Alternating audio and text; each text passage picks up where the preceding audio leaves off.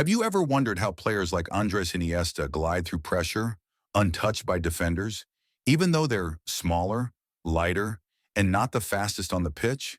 It's not strength, it's not speed, it's control, and more importantly, it's technique.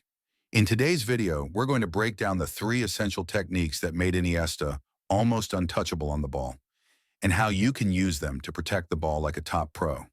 Let's get into it. The first key to protecting the ball like Iniesta is mastering your center of gravity. In simple terms, your center of gravity is the point where your body's mass is balanced. The lower it is, the harder it becomes to knock you off the ball. Think about bending your knees, keeping your feet shoulder width apart, and leaning slightly forward. This posture grounds you, giving you stability, balance, and resistance against pressure.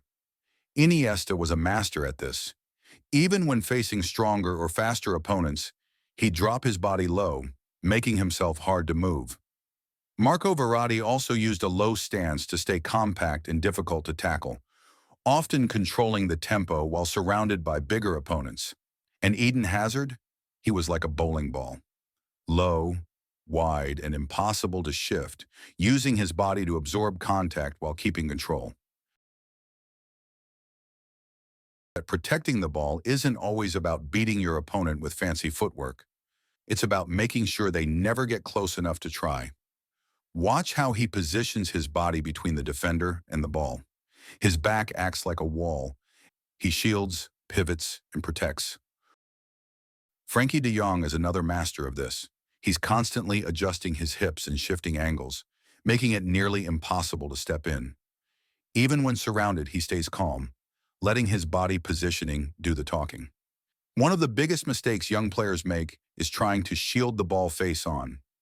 Standing square to the defender gives them a straight path to poke it away. But if you turn your back, stay low, and use your hips to shift angles, you take control of the space without even taking a step. Martin Odegaard is a perfect example of how ball protection isn't just about standing your ground. It's about staying alive. He constantly makes small, precise touches to shift the ball away from danger. It's never static. Every touch is a decision, and every movement creates just enough space to stay in control. He rarely dribbles with speed, but his rhythm is relentless. He keeps the ball close, adjusts with every step, and never lets defenders get a clear shot. By moving just a few inches at the right moment, he forces defenders to chase shadows. So there you have it. Three key techniques to protect the ball like the very best. Lower your center of gravity to stay grounded. Use your back and hips to shield like a wall. And most importantly, keep the ball alive with small, sharp touches. These aren't flashy moves. They're fundamentals. But when you master them, you become a nightmare to dispossess. If you found this helpful, let me know in the comments which player you want to see next. And if you've got a match or a training session coming up, try focusing on just one of these techniques. You'll feel the difference instantly.